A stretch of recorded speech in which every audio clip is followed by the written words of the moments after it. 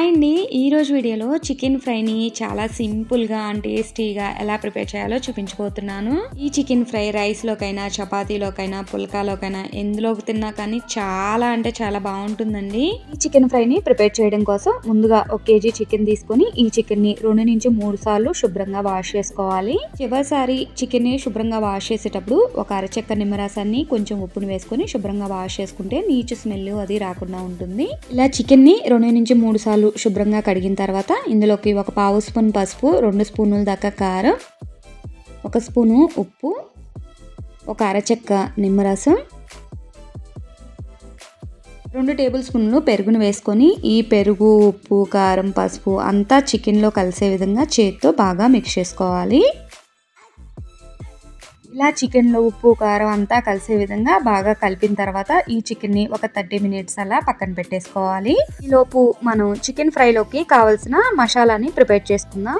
దానికోసం ముందుగా స్టవ్ మీద ఒక ప్యాన్ పెట్టుకొని అందులోకి 2 ఇంచుల చిన్న దాల్చిన చెక్క ముక్కలు, 4-5 లవంగాయలు, 1 స్పూన్ మిరియాలు, 2-3 యాలకుల్ని వేసుకోవాలి. కొంచెం ఎండు కొబ్బరిని తీసుకొని చిన్న ముక్కలుగా కట్ చేసుకొని ప్యాన్లో వేసుకొని కొంచెం ఫ్రై చేసుకోవాలి. ఎండు కొబ్బరి కూడా ఫ్రై అయిన తర్వాత 2 టేబుల్ స్పూన్ల ధనియాలు వేసుకొని ధనియాలను కూడా దోరగా వేయించుకోవాలి. ధనియాలు కూడా చక్కగా వేగిన తర్వాత 1 స్పూను గసగసాలను వేసుకొని 1 నిమిషం ఫ్రై చేసుకొని గ్యాస్ టర్న్ ఆఫ్ చేసుకోవాలి. ఇలా ఫ్రై అయిపోయిన వీటిని ఒక బౌల్లోకి తీసుకొని పక్కన పెట్టేసుకోండి. ఇప్పుడు అదే ప్యాన్లోకి ఒక 3 టేబుల్ స్పూన్ వరకు ఆయిల్ వేసుకోవాలి. ఆయిల్ హీట్ అయిన తర్వాత ఒక 2 ఆనియన్స్ తీసుకొని సన్నగా బారుగా కట్ చేసుకొని వేసుకోవాలి. ఈ ఆనియన్స్ని కలుపుకుంటూ ఒక 5 నిమిషాలు గోల్డెన్ కలర్ వచ్చేంత వరకు కలుపుకుంటూ ఫ్రై చేసుకోవాలి. ఇలా వీడియోలో చూపించిన విధంగా ఆనియన్స్ మొత్తం చక్కగా ఫ్రై అయిపోయినాయి కదా. ఇలా ఫ్రై అయిపోయిన ఆనియన్స్ని పక్కకు తీసేసుకోండి. ఇప్పుడు అదే ప్యాన్లోకి ఒక బిర్యానీ ఆకుని సగానికి తుంచుకొని వేసుకోవాలి.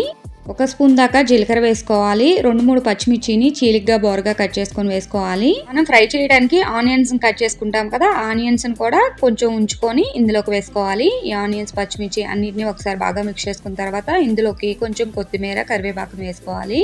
ఈ కరివేపాకు, కొత్తిమీర కూడా చక్కగా ఆయిల్లో వేగిన తర్వాత ఒక 2 టేబుల్ స్పూను అల్లం వెల్లుల్లి పేస్ట్ వేసుకొని 2 నిమిషాలు కలుపుకుంటూ ఫ్రై చేసుకోవాలి. అల్లం వెల్లుల్లి పేస్ట్ పచ్చివాసన పోయేంత వరకు ఒక 2 నిమిషాలు ఫ్రై చేసుకుంటే సరిపోతుందండి. ఇలా అల్లం వెల్లుల్లి పేస్ట్ చక్కగా ఫ్రై అయిపోయిన తర్వాత ఇప్పుడు ఇందులోకి చికెన్ వేసుకోవాలండి.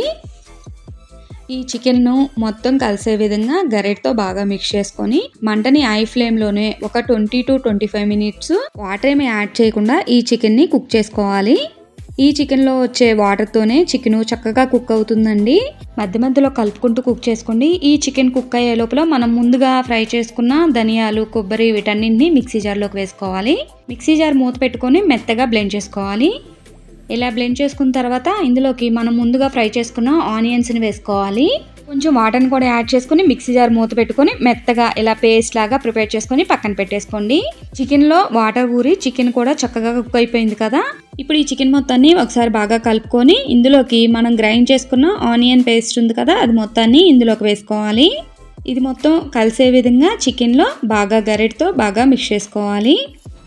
ఇలా కలిపిన తర్వాత మంటని మీడియం ఫ్లేమ్కి అడ్జస్ట్ చేసుకొని ఈ చికెన్లో వాటర్ మొత్తం పోయి ఈ చికెన్ ఫ్రై అయ్యేంత వరకు కలుపుకుంటూ ఇంకొక 20 minutes ఫ్రై చేసుకోవాలి. ఈ ప్యాన్ మీద ప్లేట్ని పెట్టుకొని చక్కగా ఒక 20 minutes ఈ చికెన్ని మధ్య మధ్యలో కలుపుకుంటూ ఫ్రై చేసుకోవాలి. ఇలా వీడియోలో చూపించిన విధంగా ఆయిల్ చూసారా పైకి తేలింది. ఈ విధంగా అయ్యేంత వరకు మనం కలుపుకుంటూ ఫ్రై చేసుకోవాలండి.